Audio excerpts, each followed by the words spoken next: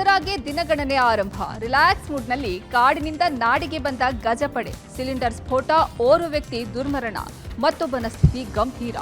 ರಾಜ್ಯದ ಹಲವೆಡೆ ವರುಣ ಆರ್ಭಟ. ಚಾರ್ಮಾಡಿ ಘಾಟ್ನಲ್ಲಿ ನೆಲಕ್ಕಪ್ಪಳಿಸಿದ ಬಂಡೆಗಳು. ಎಲ್ಲವನ್ನ ನೋಡೋಣ ಕರ್ನಾಟಕ ಟಾಪ್ 20ಯಲ್ಲಿ.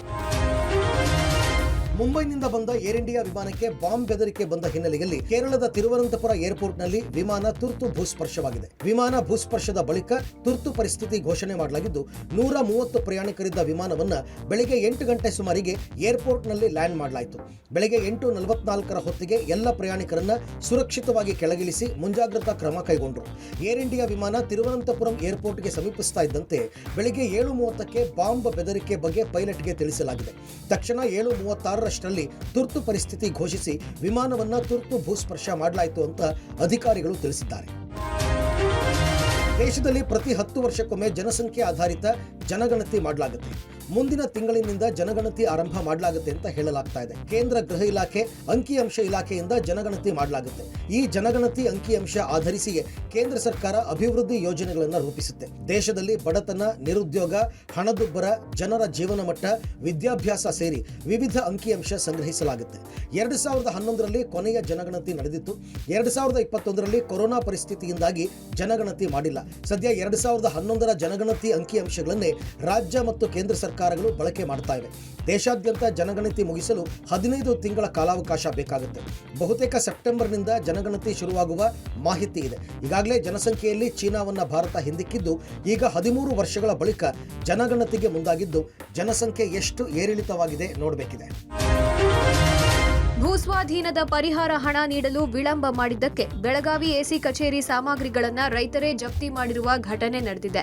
ಕೋರ್ಟ್ ಆದೇಶದ ಮೇರೆಗೆ ಬೆಳಗಾವಿ ಜಿಲ್ಲಾಧಿಕಾರಿ ಆವರಣದಲ್ಲಿರುವ ಎಸಿ ಕಚೇರಿ ಪೀಠೋಪಕರಣಗಳನ್ನು ರೈತರು ಹೊತ್ಕೊಂಡು ಹೋಗಿದ್ದಾರೆ.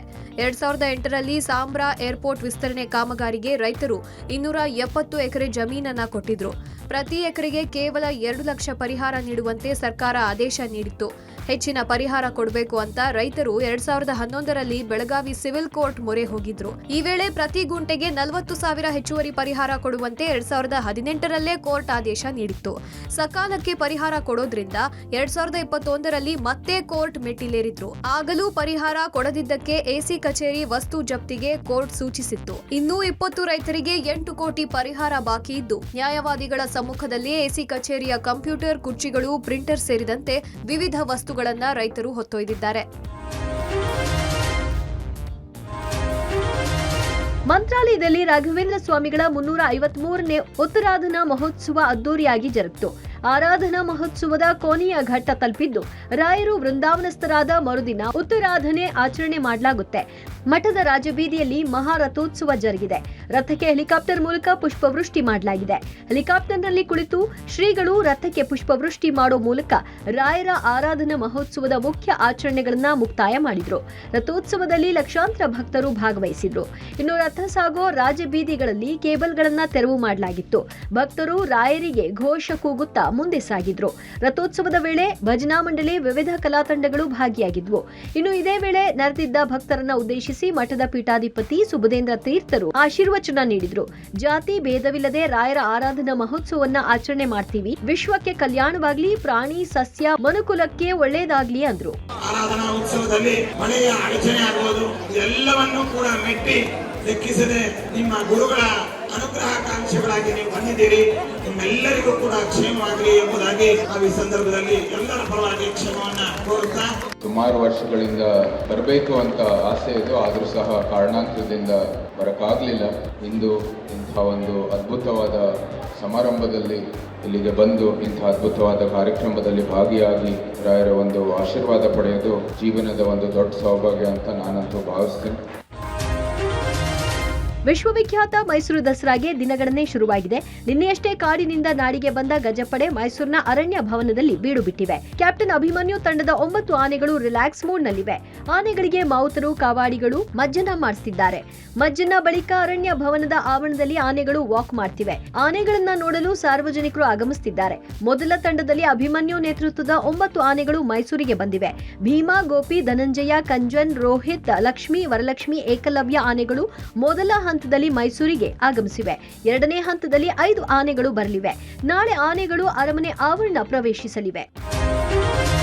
ಸಿಲಿಂಡರ್ ಸ್ಫೋಟಗೊಂಡು ಓರ್ವ ವ್ಯಕ್ತಿ ಮೃತಪಟ್ಟಿದ್ದು ಮತ್ತೋರ್ವ ಗಂಭೀರ ಗಾಯಗೊಂಡಿರುವ ಘಟನೆ ಬೆಳಗಾವಿ ಜಿಲ್ಲೆಯ ಸದಲಗ ಪಟ್ಟಣದಲ್ಲಿ ನಡೆದಿದೆ. ಕೂಲಿ ಕೆಲಸಕ್ಕೆ ಬಂದಿದ್ದ ಮಹಾರಾಷ್ಟ್ರದ ಬೀಡ್ ಮೂಲದ ಸೂರ್ಯಕಾಂತ ಸೆಳಕೆ ಮೃತ ದುರ್ದೈವಿ. ಮತ್ತೋರ್ವ ಕಾರ್ಮಿಕ ಜ್ಞಾನೋದಯಿಗೆ ಗಂಭೀರ ಗಾಯವಾಗಿದೆ.